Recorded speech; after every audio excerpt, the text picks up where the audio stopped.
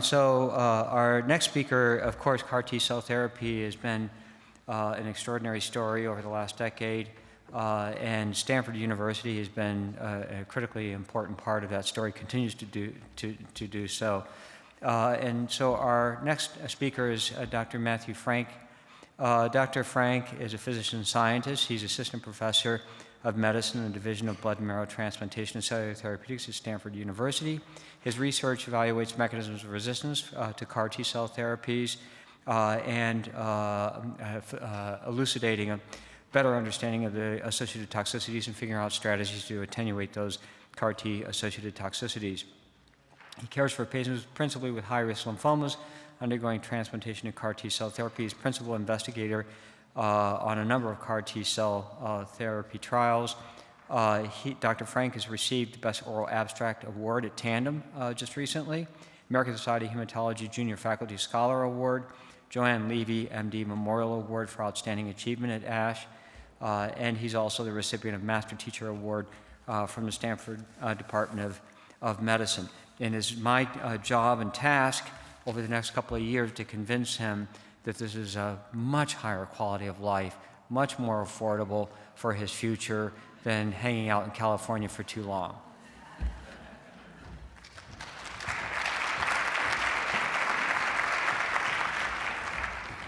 I don't think you're going to have to do much convincing. I was hanging out with a friend of mine yesterday at their very large, relatively inexpensive house compared to the Bay Area. So yeah, you're selling it well.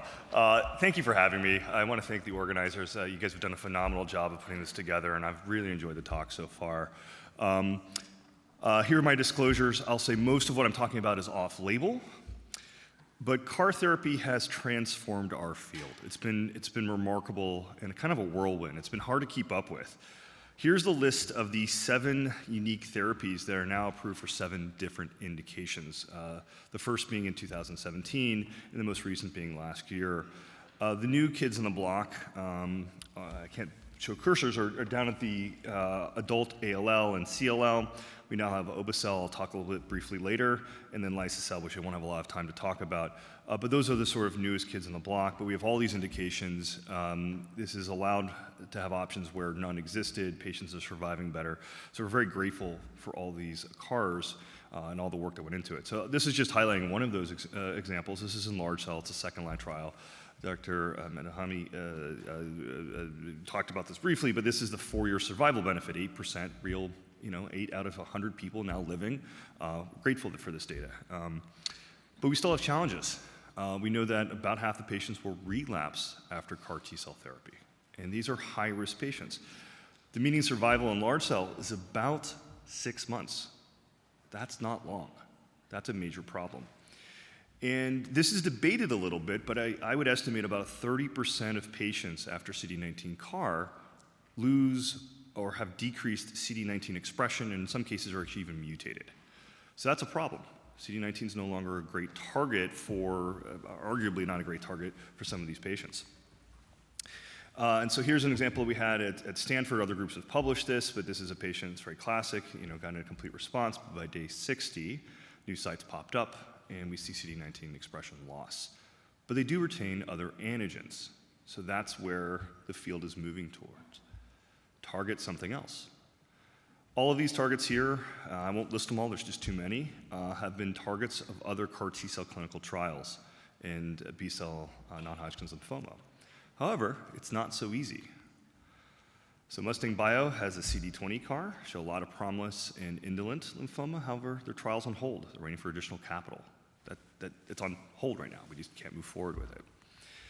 I was heavily involved with the CD22 CAR. It was licensed by Cargo Therapeutics, and despite the promising data at Stanford, which I'll show you, the phase 2 trial had to be halted. Horrible toxicity, not durable responses, so didn't work. We've had an ROR1 CAR discontinued after a patient died in the first 6 patients. And then we had a CD37 CAR. This was developed by Matt Vergault. It was a promising target. I thought he did a wonderful job of running this early trial, but 2 patients developed hypocellularity. Couldn't make blood counts.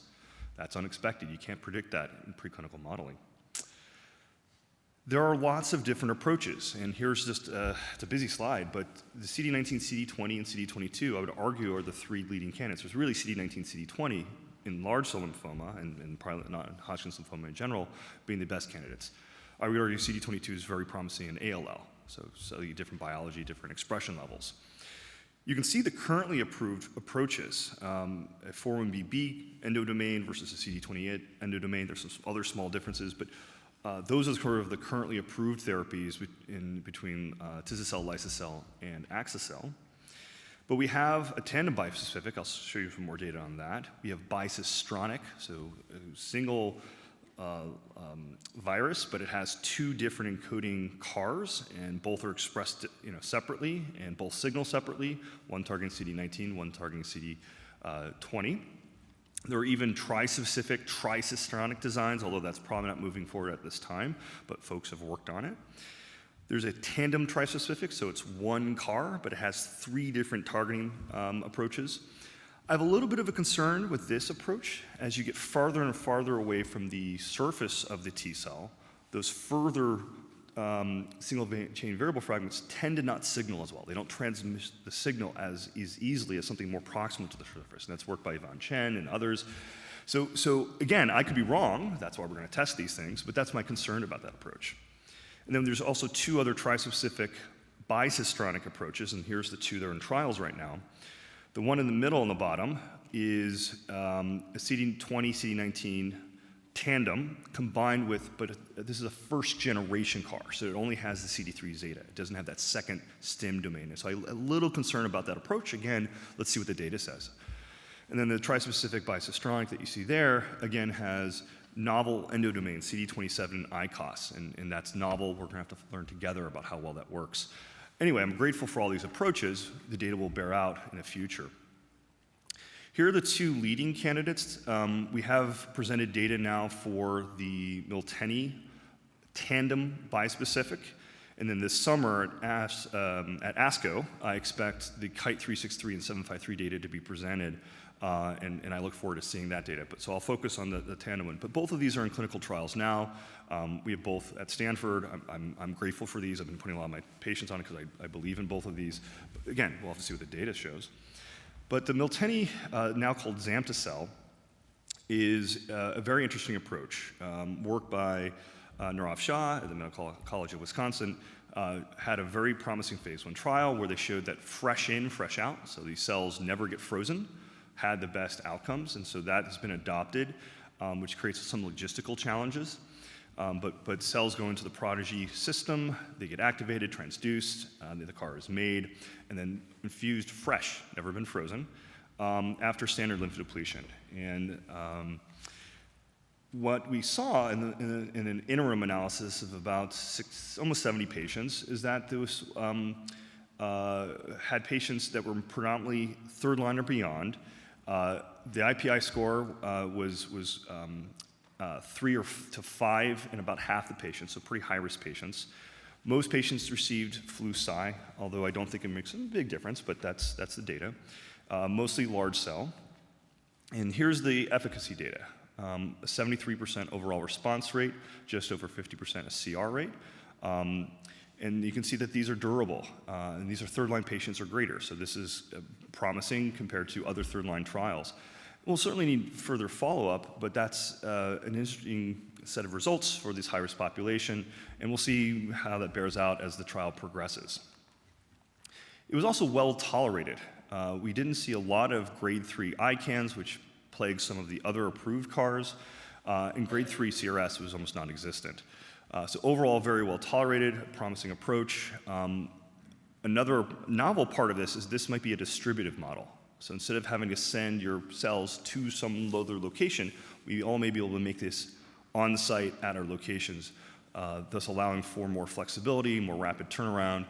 So that's another interesting approach with this CAR. And importantly, what they looked at is the patients who progressed, they looked at was antigen loss a problem? Because going after 2 is designed to help mitigate this. And we really only saw 1 patient who had double loss. So that's early data, but let's see if that holds up in larger data sets. There's also work in mantle cell lymphoma. Again, this is very grateful to Nirav for sharing his slides with me. 17 patients received this for mantle cell lymphoma. We didn't see any high-grade CRS and very minimal ICANS, which is much better than some of the approved options, and these were durable. 15 out of 17 patients had a CR and very few relapses. So again, a promising approach in mantle cell. Again, we'll need a much larger multi-center trial to see if this bears out. Anyway, I'm excited about this. So there are still ongoing CARs that target novel antigens. So there's a lot of work actually in China, and so I can't have this talk without highlighting at least some of the international work. So this group out of China has a CD19/CD70 bispecific CAR in large cell, and so we see 6 out of 8 having a complete response. So that's, again, small numbers, but promising. This is this CCAR-039. It's an autologous double CAR. And again, a very high overall response rate and CR rate in the 43 patients that had large cell. Again, a very promising approach. If that bears out in a more international trial, I think that will be a practice-changing kind of approach.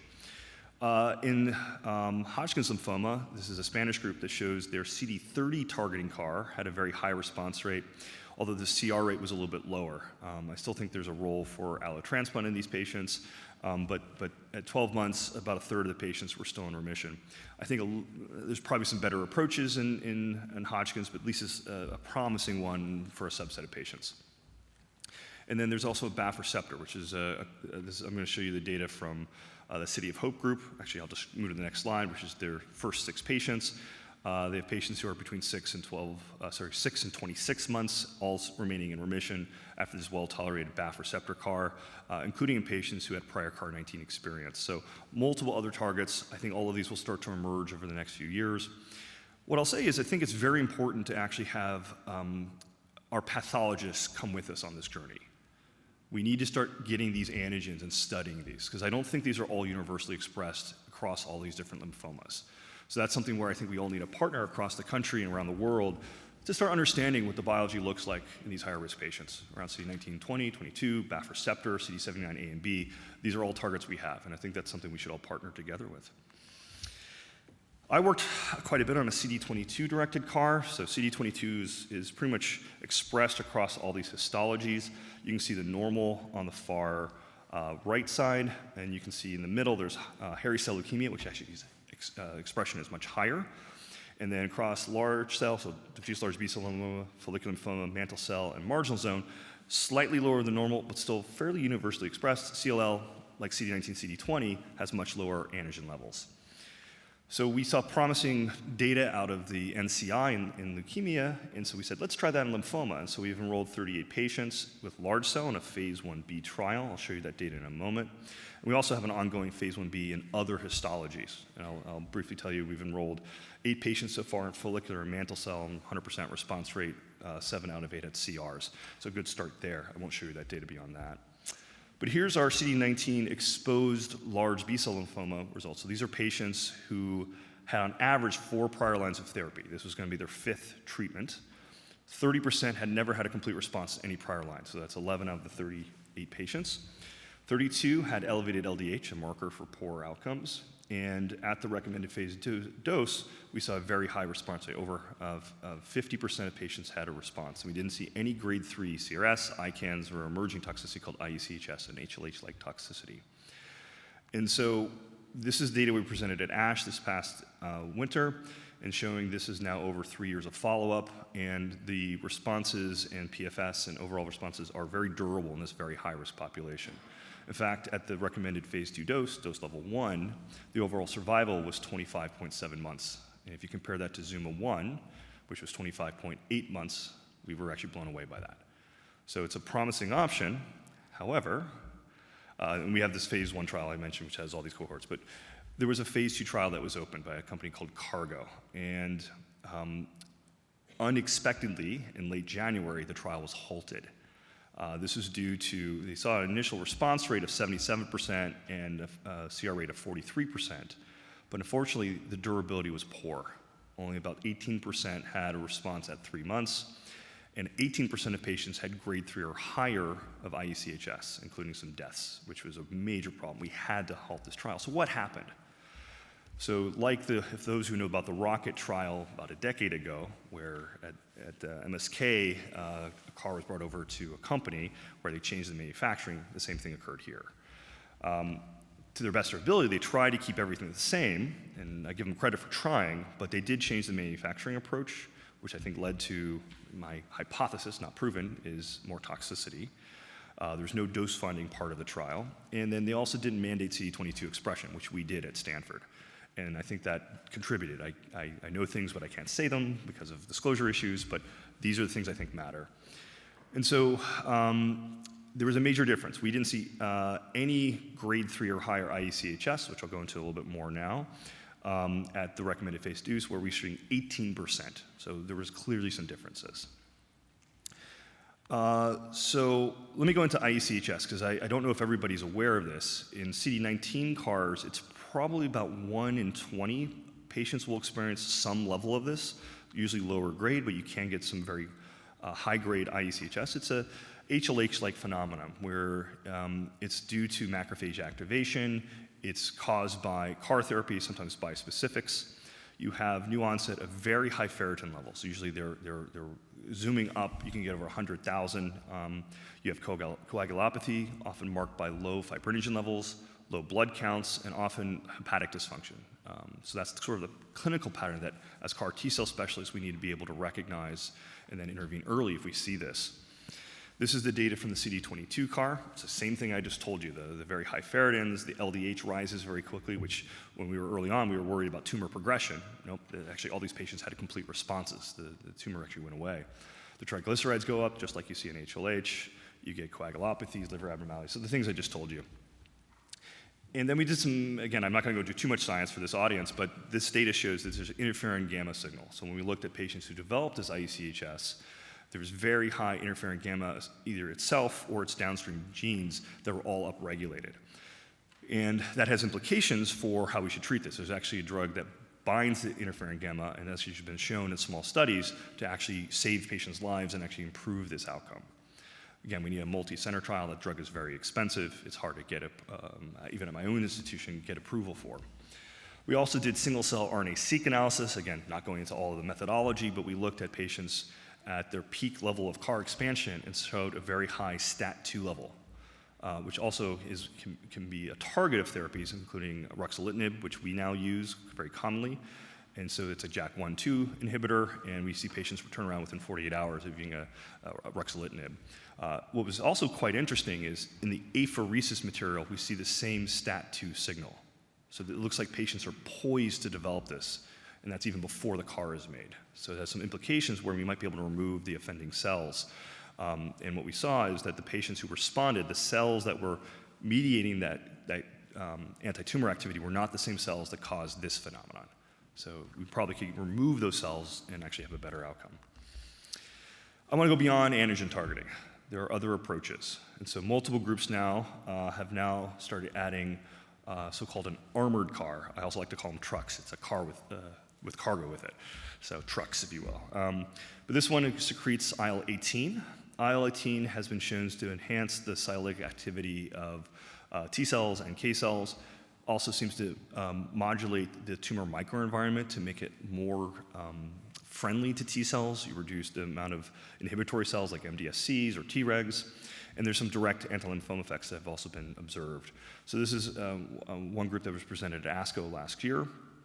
And they essentially took patients who were already CD19 CAR exposed, so patients who had already progressed after their prior CAR. So a fairly high-risk population. And you can see that about 50-50 split between a CD28 containing product or a 4-1B containing product. And after they treated these 21 patients, they saw sort of reasonable grades of CRS. There was a little bit of grade 3 at 3 out of the 21s, 14%, but no high-grade ICANS. So again, it looks like a safety profile that we can tolerate. And about 10% ICU care and the standard TOCI and steroid utilization. But this is what they saw, an 81% overall response rate. And the PFS looks a little bit concerning, but 8.7 months is not particularly bad, and we could certainly pair this with an allotransplant or some other consolidative approaches, but this looks like at least a promising result in a CAR exposed, now getting a second CAR. So not a bad set of data. So we'll have to stay tuned to this approach. There's multiple groups of MSK and Penn who both have this. So key takeaways so far regarding the novel autologous CAR T-cell non-Hodgkin's lymphoma is, will a bispecific CAR replace our current one? I don't think we know yet, but that's where the field is moving to. And if you crash the first CAR, do you drive another one? Do you try a CAR after CAR approach where we go after a different antigen? Do we use the antigens on the tumor to help guide that choice? I hope so, but we'll find out together. I'm going to move to allogeneic CAR T. It's been an area of investigation, at times a little frustrating, but I want to at least present the data here so we all are aware of this. So there's a lot of benefits for having an auto CAR. I just showed you all that data, and it's been practice changing. But it takes a little bit to make them. They're not off the shelf.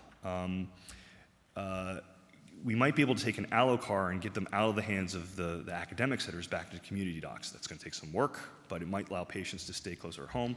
I dare ask you to get a farmer during crop season to come to Kansas, great institution, but it's a challenge. If they can get it closer to home, I think that would be a huge benefit. And I think the cost of CARs is there. So between the cost and just the craziness of having to take something out of a human being, send it somewhere, make it, bring it back, and it's just a lot. So an allogeneic approach is one way of going. There's also in vivo CARs, which I won't cover today. That's still too new, I think, but that's another approach. But allogeneic, let's see if this works. And I'm going to move on to this part. But the biggest challenge is when you take T cells from another person and put them into your patient, you worry about graft versus host disease. So you have to deal with these alpha beta T cells, and most approaches essentially knock out the T cell receptor, or use gamma delta T cells, NK T cells, and other cell types that don't have that same issue.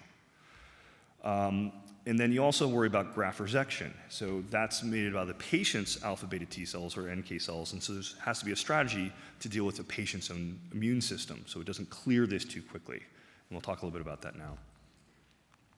So most of the strategies to deal with the immune rejection from the patient receiving the allogeneic CAR is essentially enhance the lymphodepletion. And so this is usually an extra day or extra couple days of fludarabine, a higher dose of Cytoxan. There's a company, Allogene, that actually adds an anti-CD52 antibody, or ALLO-647. And so there's multiple ways of essentially targeting the patient's own immune system by basically poisoning them and trying to shut them down. The anti-CD52 on the ALLO-501 CAR product, or Semana-cell, those are cells that have the TCR knocked out as well as CD52. So the anti-CD52 antibody will clear out the patient's own immune cells without targeting the CAR. But these are the 4 companies that I think are the lead of the field at various degrees of development, and I'll go through 2 of these companies now. So this is the Alpha 1 and 2 study, and I actually want to thank Sattva Nalapul, who actually shared all of these slides and saved you some time to make this presentation. But what this data shows is that the large B-cell lymphoma, which is 61 patients, and the 26 follicular patients, were enrolled on this. The difference between alpha and alpha 2 is that there was actually a switch by adding rituximab that could shut down the CAR.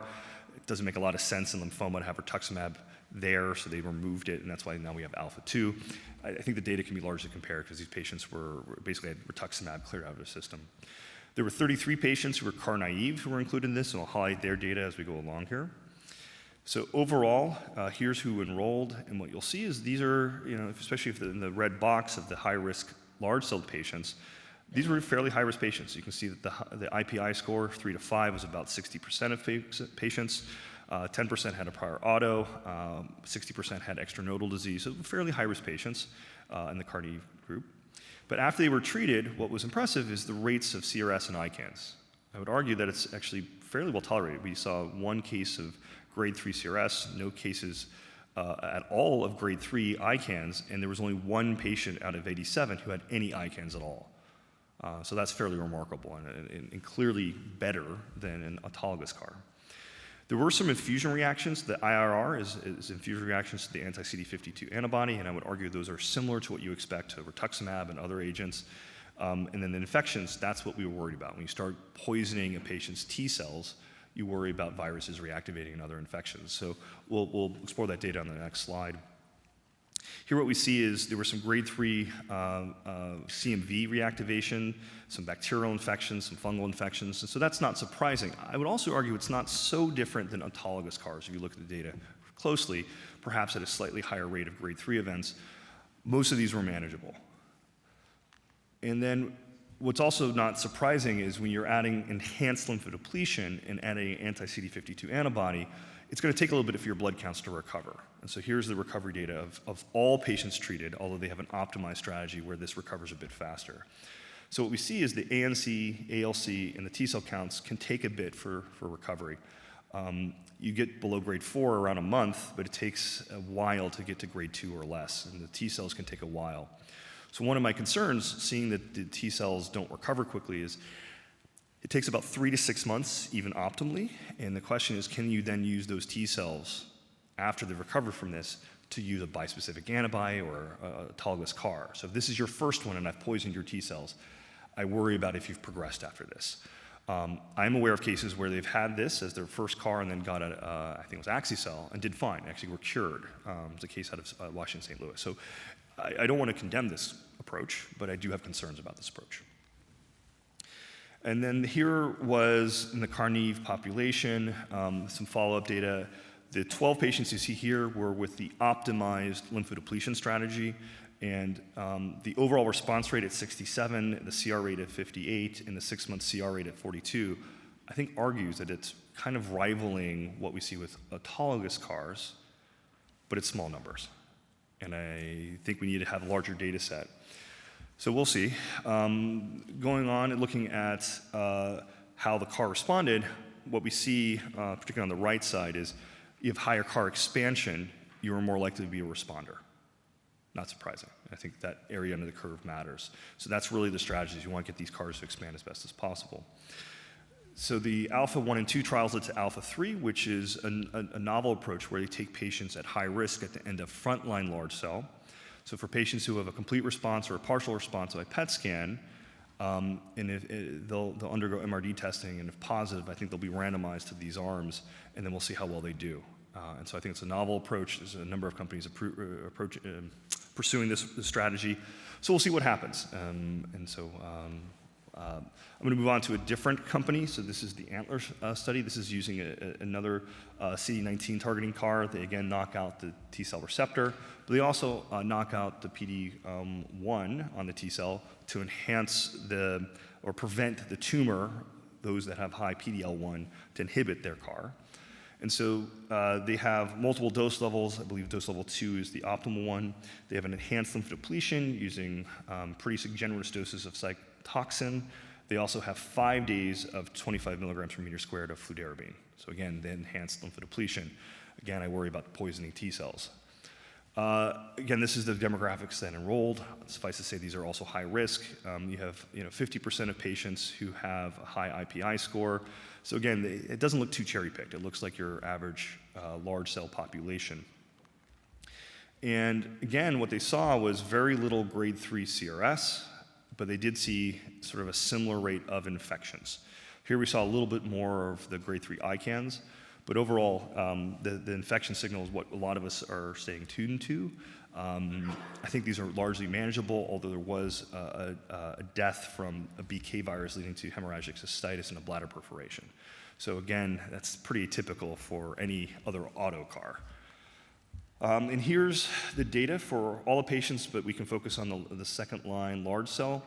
An overall response rate of 75%, a CR rate of 50%, and a median follow-up of 5 months. Again, promising numbers, but I think duration matters. We're going to need more follow-up on this in the prior study to see how those folks do. Again, CAR expansion matters, and what was interesting here is that they have different products that have different HLA. And when you started to match the HLA to the patient, if you had 3 or more of the HLA being matched, you had better expansion and better outcomes. So it gives us a clue on what we might want to do is to actually maybe have that matched to our patients, and maybe this might be a promising result.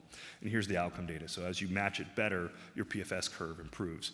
So I would argue that PFS, again, it's small numbers, and it's actually too small on the slide to see the numbers, but it's small numbers. The PFS, the median PFS for those who are fairly HLA matched was arguably similar to an autologous CAR. So in summary, an allogeneic approach is not, I've not given up hope yet. I think in general, I've seen the rates of CRS and ICANS be similar or lower compared to autologous CARs. I think GVHD has largely not been a problem because we've removed the T-cell receptor. The response rates, I would argue, are similar. The problem is duration of response, and that's really what matters. And I think that's what we need to start, continue to try to optimize. And persistence, most of these CARs persist for about a month or so. There's exceptions, but on average it's probably a month or so. Probably not enough. There's other work that we've done that looked at cell-free DNA, and we can see detectable cell-free DNA out 3 to 6 months, and you need to have ongoing CAR clearing that. So I think we're going to have to optimize those more. Do you do a second infusion? Do you have better expansion? We have to figure this out.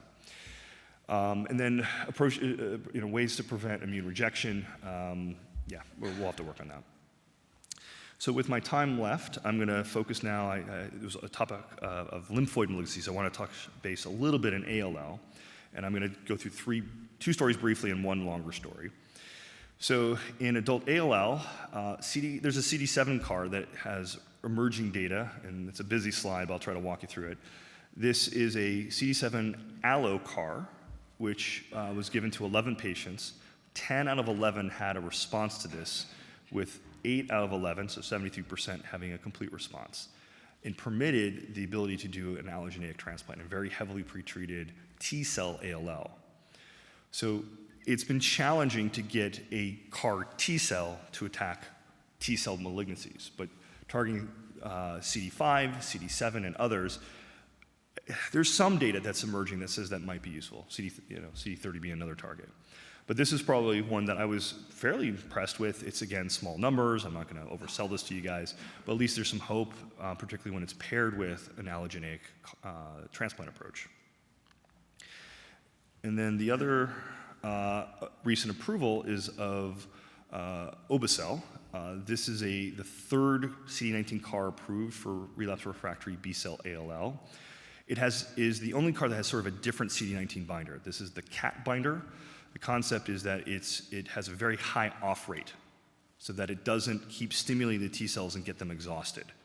And so it's still a 4-1BB, but they also use split dosing also to mitigate the toxicity that we saw. And so they actually were able to run this trial and had fairly low rates of grade 3 CRS and ICANS, largely dependent on how much disease burden. So if you had less than 5% blasts in your bone marrow, we didn't see any grade 3 events, but as you get up to over 75% blasts, and the CAR didn't work very well in that setting, then you start seeing more and more grade 3 events. So as best you can, the goal is to get patients with ALL into as a deep response as you can.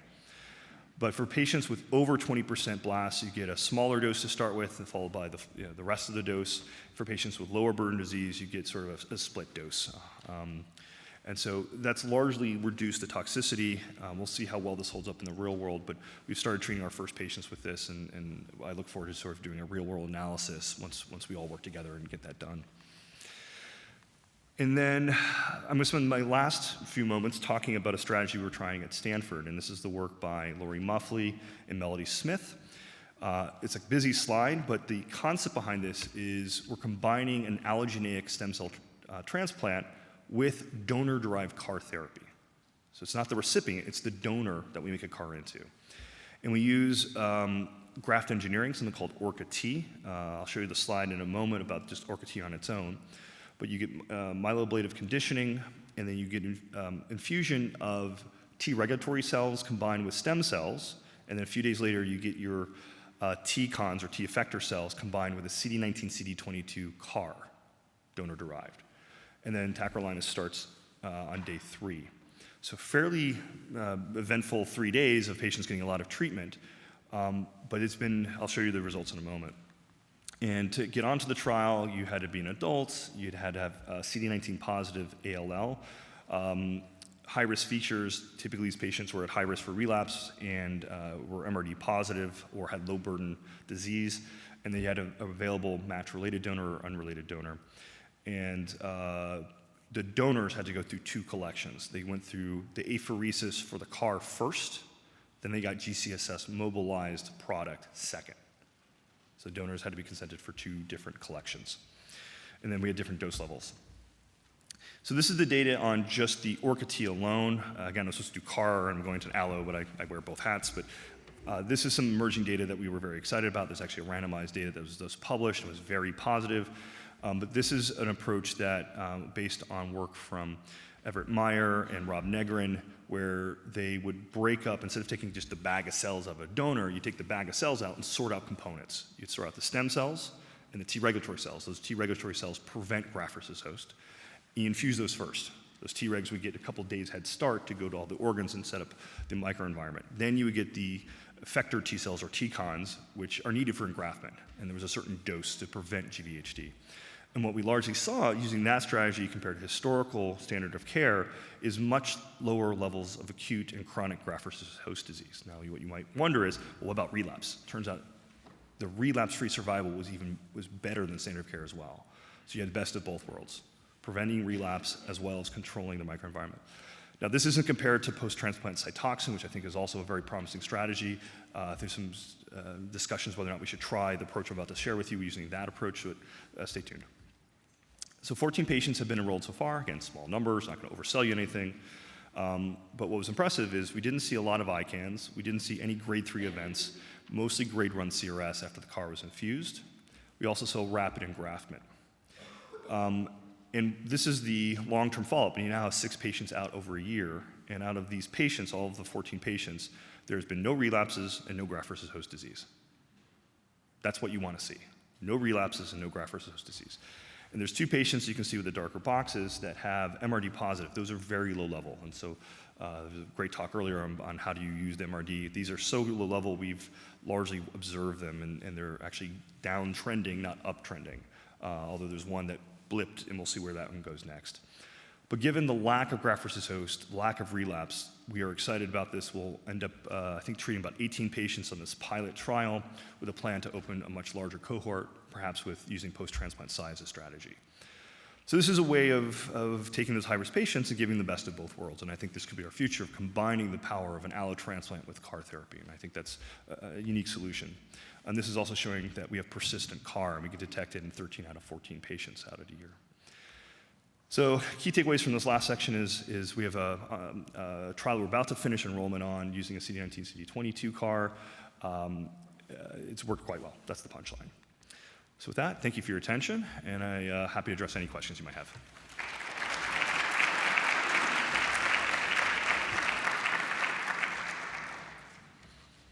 A great talk, Dr. Frank. Thank you so much. Just 2 comments. One is a plug for our institution. And that is we currently have a bicistronic trispecific CAR T, and we'll treat our first patient on May the 5th. And it's 19, 20, and 22. The cargo, we enrolled to the cargo trial, so that's unnerved us a little bit. We'll see how this all pans out, but I think you pointed out some things that are really instructive with regard to the adoption by the company and the changes that they made. And it has novel co-stimulatory domains, so we don't use CD28 or 41BB. So hopefully that will work out well. The second comment is CRS and ICANS and HLH, persistent cytopenias and associated infectious complications, lack of efficacy or loss of efficacy. These are all major challenges with CAR T-cell therapy, but we've moved the ball down the field unequivocally. But none of those are the biggest problem with CAR T. The biggest problem with CAR T is that 70% of patients with large cell lymphoma who might benefit, might be cured with this therapy, don't have access to it. Rural populations, socioeconomically disadvantaged racial populations. I'm singing your song here, of course, as well. So I think that, we need to look at some of these constructs and give consideration to taking them out into the communities in a safe way. And as we see some of the data that you showed for allogeneic constructs, for example, where we're seeing really no grade 3 or 4 CRS or ICANS are readily available off the shelf, that save the time gap and not have to undergo leukapheresis, not have not the farmer out at the Colorado border here doesn't have to schlep 10 hours into Kansas City to get this therapy, or out to Denver. I think that maybe moving in that direction is going to be really important, and we're working on that front aggressively. Yeah. No, I appreciate the plug. I actually think that we need to have the next generation of cars tested as efficiently as we can. I look forward to seeing how the triples do. I hope it overcomes some of the loss of CD19. We also occasionally see CD20 loss, so I think having a triple targeting car is, I can't wait to see the data. So congrats on having that trial, and I look forward to seeing your results. Access is a major problem. Yeah. I think across the country, there's increasingly a divide between those who live in a city with an academic center and those who do not, and I don't think it should be that way. We need to be reaching all folks who need this therapy. In California, we have the farmers who are in the central part of California, and it's 3-4 hours to either get to the LA area, the City of Hope, UCLA, or 3-4 hours to come see us. It's a problem, and so I'm grateful to some of our colleagues who are trying to open centers in like Fresno, closer to home, but that's not always possible across the country. So I think our cars right now are just too toxic for the local doc to handle. I just think they are. So we need to invest on more strategies of how to mitigate that risk. And I think there is some work, Matt Fergalt presented, I think a few years ago, using a JAK1 inhibitor, itacitinib, that reduced the rates of grade 3 events. Again, I think it was still too toxic. I have local community docs still worry about bispecific antibodies. And we're working to try to educate them. We're trying to educate our current generation so they get more comfortable with these toxicities. But what we really need is just a safer car altogether. And I think I want to work with our corporate partners, our academic partners to make that a reality. That caribou construct if you just require 2 HLA loci to match, that covers 90% of the population. So that's kind of looking attractive. Yep. Thank you.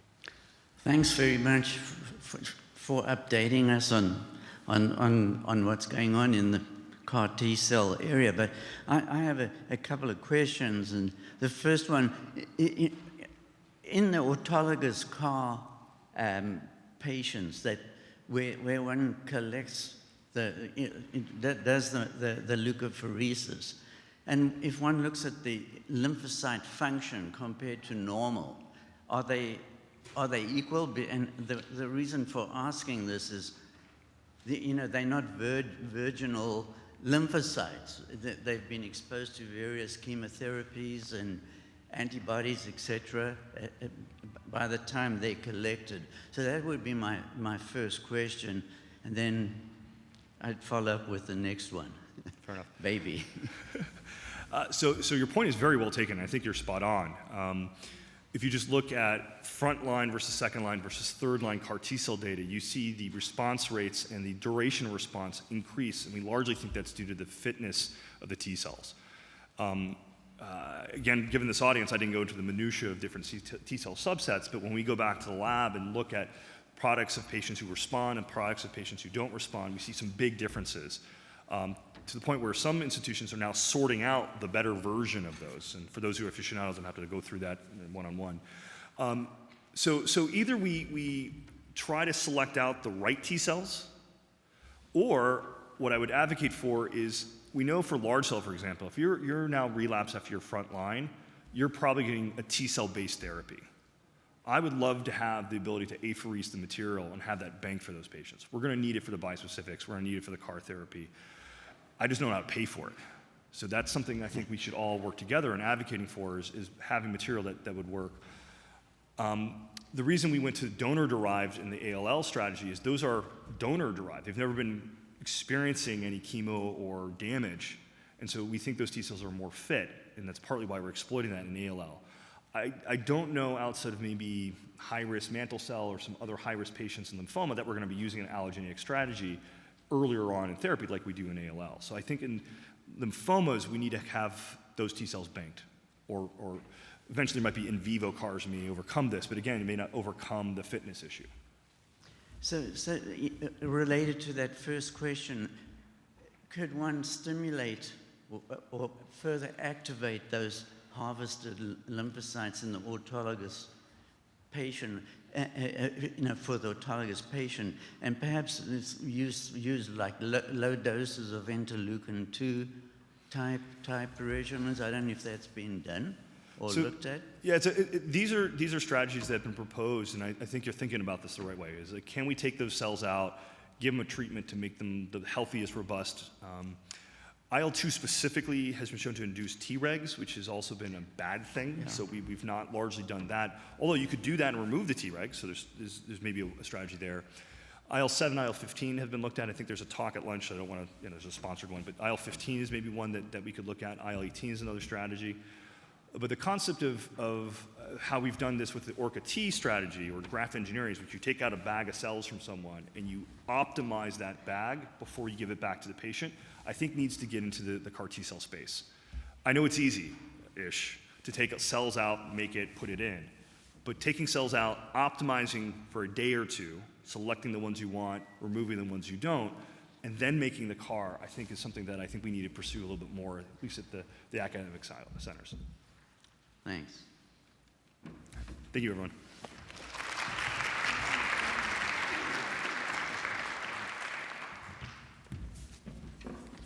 Okay, great talk, of course.